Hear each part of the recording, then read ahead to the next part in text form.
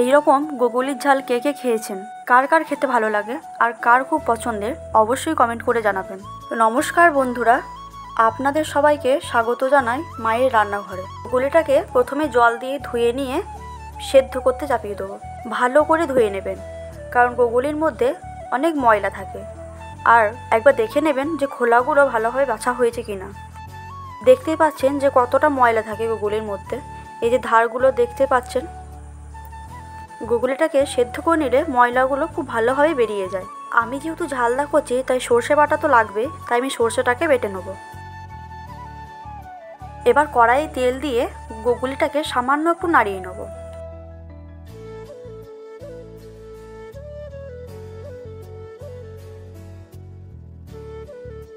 তেলের মধ্যে শুকনো লঙ্কা, তেজপাতা আর 5 ফোড়ন দিয়ে পেঁয়াজ কুচি দিয়ে দেবো।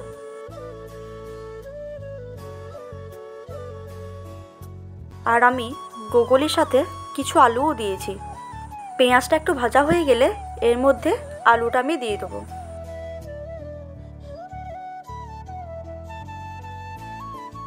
আমার একটু ভাজা হয়ে গেছে। এবার ভেজে রাখা গুগুলিটা আমি এর মধ্যে দিয়ে দেবো।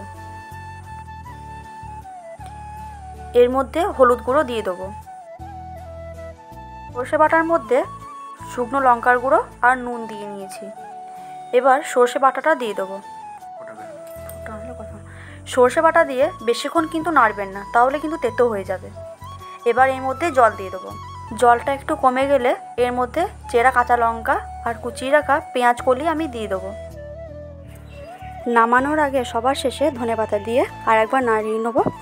তাহলেই তৈরি আমাদের গরম গরম গুগুলির ঝাল। আর গরম গরম ভাতের সাথে খেয়ে নিন।